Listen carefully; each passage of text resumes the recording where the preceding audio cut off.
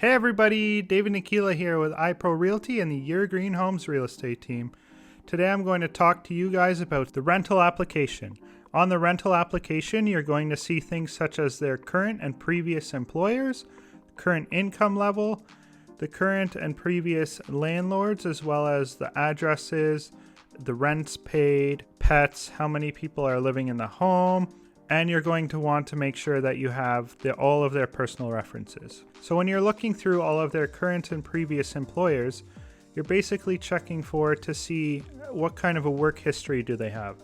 Are they long, stable employees, or are they jumping around job to job? And why might that be? Are they trying to further their career?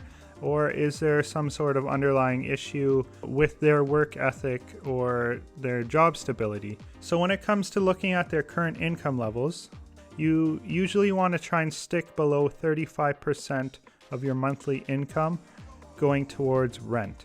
A lot of people do have to spread themselves thin, going up to 45 and even 50% of their income going towards rent.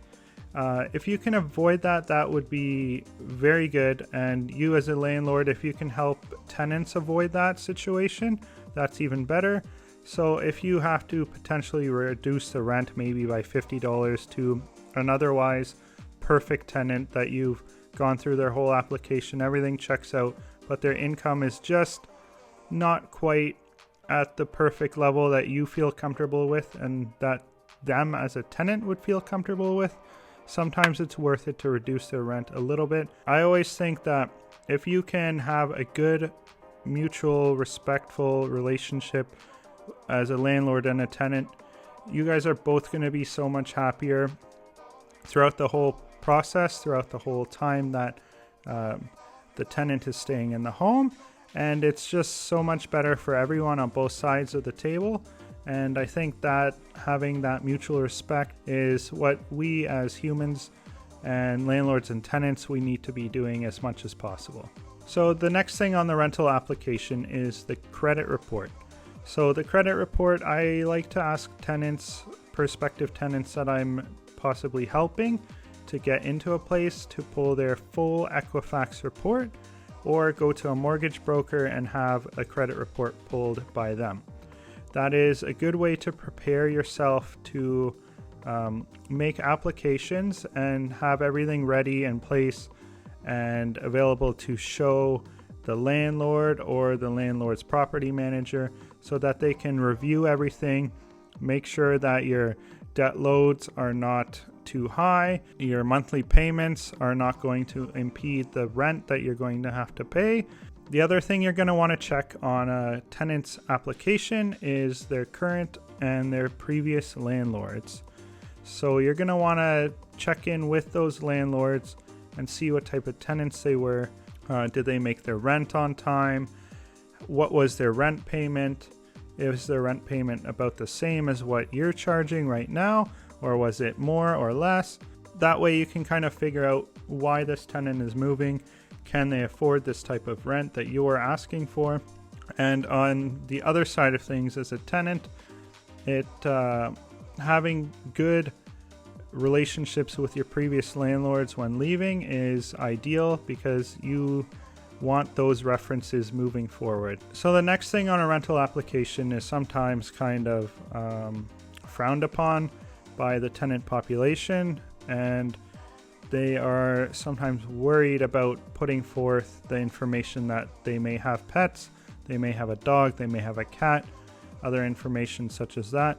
So the Tenancy Act here in Ontario states that a landlord cannot reject a tenant for having a pet. In most cases, except for, of course, if you are an owner of a unit in a condo building or a condo townhome. So if you are an owner there and there's pet restrictions, you want to be very mindful that you are paying close attention to those condo rules, and you always pass on that condo information to your tenants when they're signing a lease.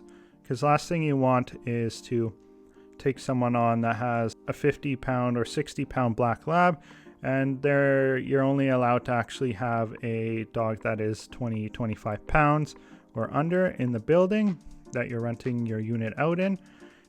you're going to be in big trouble for that.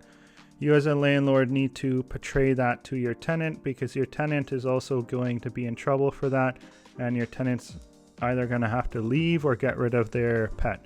But this is the reality with a lot of condo buildings, condo townhomes, condo detached homes. It's something to be aware of. I strongly urge landlords that have a home that's not in a condo, consider renting to people with pets. There's a lot of pet owners out there that need places to live, and they're having a very, very hard time finding a place with pets. I'd strongly encourage you to be open to having people with pets in your home. So a little bit of a change of scenery here. The next part is personal references. So with a personal reference, you want to have people that have known the tenant for a long time, have known them for many years, 10, 15, 20 years preferably. The types of personal references that you want to be looking for are the family, friends that have known them for a long time, co-workers, teachers, things like that. You want to have respectable people in the community that are trustworthy, vouching for these tenants. So you want to just double check with them, see what they know about the tenant, and ask some personal references, things like if they have pets, have you ever heard of them having any financial trouble recently? Do you know if they're employed? Things like that. Where do they work? It's just a way of confirming, double checking all of the facts and figures, because that's what you want at the end of the day, is to make sure that the tenant coming into the place is the person that you believe they say they are. And you just want to be able to verify that. If you watched all the way up until this point now, I'd love it if you commented real estate in the comments section below. It'll be yours and my little secret. No one else will know what's going on. It'll be just a cool way for me to be able to see who is watching the entirety of my video. I'm going to be making more videos on rental real estate and real estate in general, as I am a real estate agent here in Halton Hills, servicing the GTA and more of the west side as well, Guelph, Kitchener, Cambridge, Waterloo, all of that area. If you're looking for real estate, feel free to contact me. If you have any questions in regards to rentals, feel free to contact me as well. All my information's in the description down below, as well as all of the products that I'm using in order to film these videos. If you are interested in getting maybe this mic, the camera that I'm using, or the drone that I use. A lot of people ask me what type of drone do I have. If you want to take a look at that, if you're interested in getting that for yourself or a gift for someone, feel free to check out the links in the description below.